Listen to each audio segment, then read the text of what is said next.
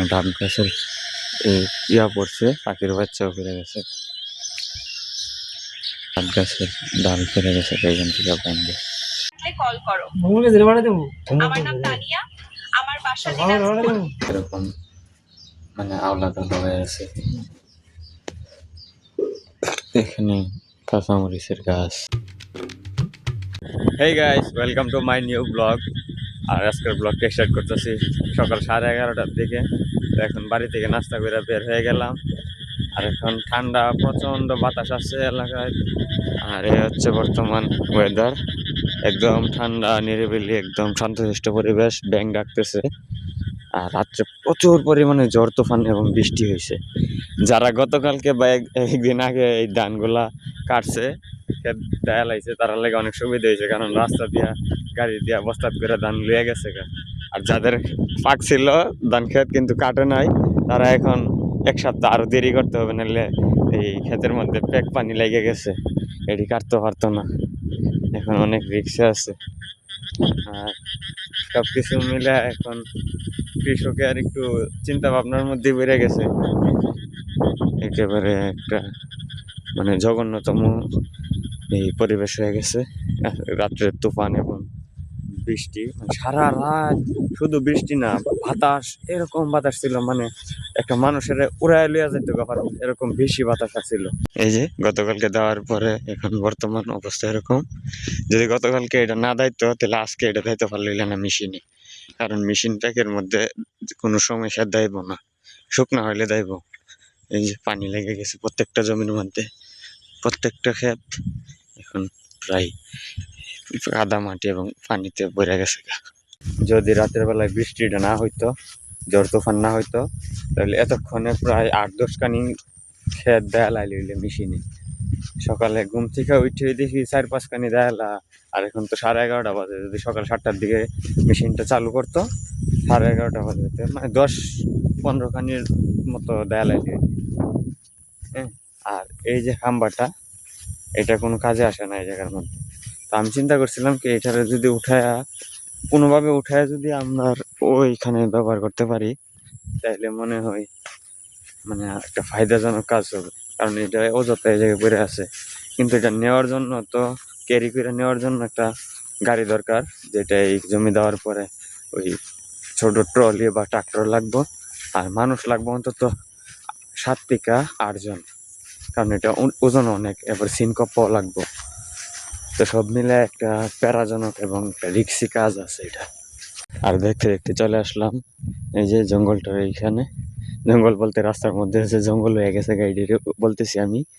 তো এড়িয়ে দিয়ে যাওয়ার সময় এখন বর্তমানে একটা রিক্স, কারণ বৃষ্টি হয়েছে তো, গর্ত থেকে সাপ, গোল, অনেক বিভিন্ন বিষাক্ত প্রাণী মানে এই রাস্তাটার মধ্যে এখন আইসা শুয়ে থাকবো বা শুকনো জায়গার মধ্যে বসে থাকবো।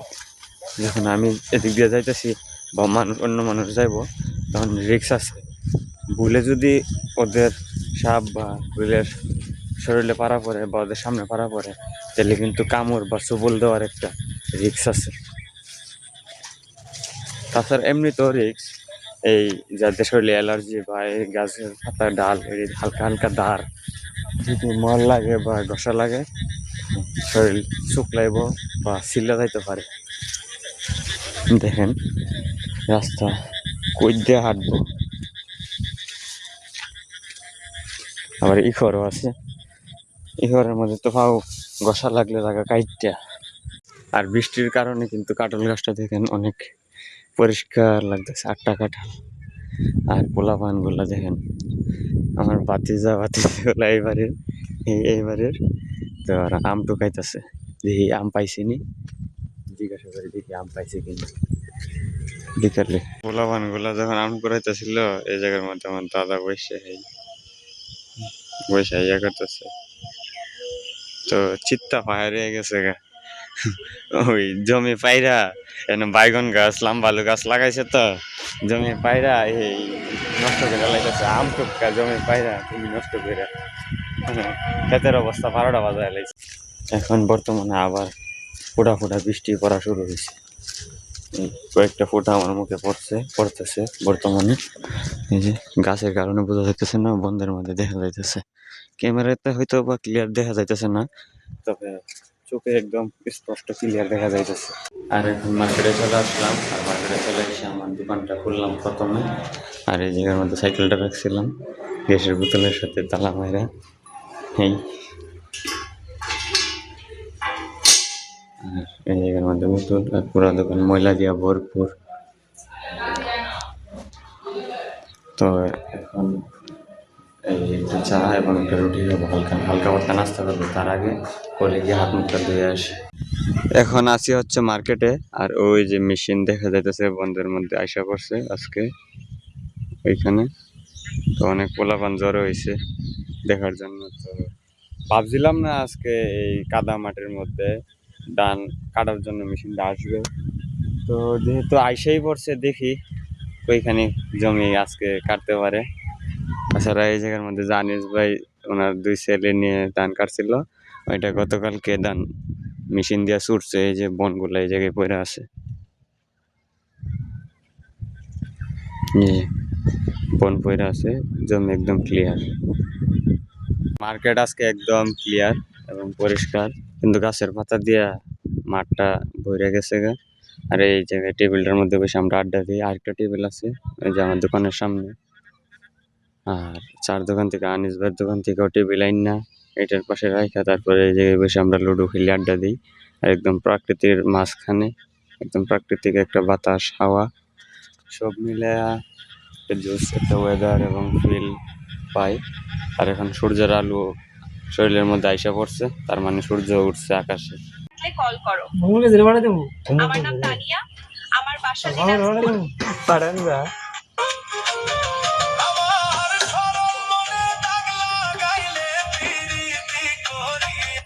প্রতিদিন বাজারের উদ্দেশ্যে রওনা হওয়ার আগেই পাখিটি আমার কাছে এসে বসে। আচ্ছা আপনি যেটা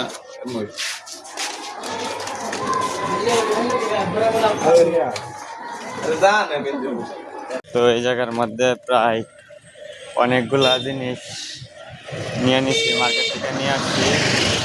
তো এখন দেখেন এই হচ্ছে একটা তালা, একটা বাটি, একটা হাঁড়ি, একটা জুস, বিস্কিট, অনেকগুলো আচার টাচার আছে পলিথিনের মধ্যে। তো আর আজকে ঠান্ডা দিন, তো পোলাপান আজকে আর মাঠও যাইব না, কারণ বৃষ্টি হয়েছে, মাঠ অনেক পানি হয়ে গেছে মাঠে। না হয়তো আজকে আবার পোলাপান মাঠে খেললো, ওই যে যাইতেছে পোলাপান সামনে। তো এটি খেলাধুলা করলো এলে আর কি। এখন সময় বিকাল 4:40, আর সকালে ঘুম থেকে যে ওইটা ফ্রেশ হয়ে এই যে একটা রুটি আর অর্ধেকটা ডিম পাটি বিরান করাইল বইলা যে খায়া রোল বানায় খায়া যে গেলাম, এখন পর্যন্ত শুধু একটা চা খাইছি। আর সারাটা দিন পার করে দিছি আনা খাওয়া, শুধু আপনাদের জন্য ব্লগে ভালো ভালো ওই মোমেন্টসগুলো ক্যাপচার করার জন্য সারাটা দিন এদিক ওদিক ছুটাছুটি করলাম। তারপরও আমি চাইছি যে আপনাদেরকে বেটার কোয়ালিটির কোনো কিছু উপহার দেওয়ার জন্য, কিন্তু আমি নিজে তো বলতে পারতেছি না কতটুকু আপনাদের বেটার লাগবে আমার ভিডিওর মোমেন্ট এবং ক্যাপচারগুলি। আর এখানে 500-600 টাকার মতো বাজার খরচ হয়ে গেছে, ইনকাম নাই 1 টাকাও আজকে। তো সবাই সাপোর্ট করবেন, লাইক করবেন, শেয়ার করবেন, এভাবেই আস্তে আস্তে আপনাদেরকে নিয়ে আমি আমার ইউটিউব ফ্যামিলিটাকে বড় করব। একদিন আমিও আপনাদের মাঝে ভালো ভালো অনেক কিছু ভিডিও উপহার দেব।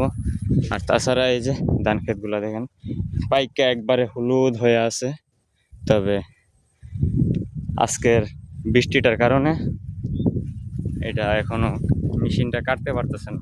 সকালে ওইখানে মেশিন নামছে, ওই টাওয়ারটার বরাবর দেখা যাইতেছে ওইদিকে। তো ওই মেশিনটা এদিকে আরেকটা মেশিন নাম লইলে, 2টা মেশিন নাম লইলে যদি বৃষ্টি না হইতো। এই বৃষ্টি হওয়ার কারণে তো এখন একবারে বন খালি পড়ে আছে, অনেকের ক্ষেত পাইকা গেছে গা। আর বৃষ্টির পানি ক্ষেতের মধ্যে অনেকগুলো লাগে গেছে, প্রায় 4-5 ইঞ্চি পানি মাটির থেকে উপরে। এই পানিগুলোর কারণে এটি ক্লিয়ার ভাবে কাটতে পারবো না মেশিনে। তো দেখা যাক কি হয়। গাইস দেখুন বর্তমানে ঘরের অবস্থা কিরকম, মানে আওলাদ হয়ে আছে। এখানে কাঁচামরিচের গাছ, এদিকে লাউ গাছ, এই কাঠ কাটার মেশিন, গাছ কাটছে এই যে মেশিনগুলো, এই যে ঘরের কাজ করেছে, সিমেন্টের বস্তা, বালুর বস্তা, এই যে মাটি যেমনি আছে চৈরা ওইরা জিনিস পড়ে আছে। এই যে মেশিন একটু দূরে রাখা, এই পাশটা অনেক কাজ বাকি আছে। আর এইদিকে তো অনেক মাটি দেওয়া লাগবে এই সাইড দিয়ে। এই বিছনাপত্র, এই হাট এই জায়গা থেকে সরাইতে হইব। তো প্রায় মোটামুটি অনেক কাজে বাকি আছে। আর এই যে দেখুন জরিটা করে লাগাইছি কারিগরি করে, যাতে বোর্ডের মধ্যে কোনো জিনিস চার্জ লাগাইলে এই মাইক্রোফোনটা চার্জে লাগাই দিছি। তো এই জায়গার মধ্যে একটা মিরর আইনা, তো তাছাড়া একটা ব্যাংক আনছি, ব্যাংকের ভিতরে কিছু টাকা রাখছি।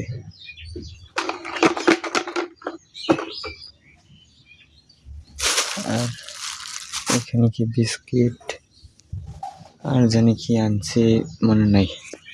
তো এই মিলে এলাম ঘরের অবস্থা একটু এরকম। গাইস এখন হচ্ছে পরের দিন সকাল, মানে সকাল বলতে 12টা বাজে গেছে আর রাত্রে আর সকালে এরকম ঝড় তুফান হয়েছে। দেখেন বাড়ির সামনে অবস্থা দেখেন, পানি দিয়া সব ভরে গেছে।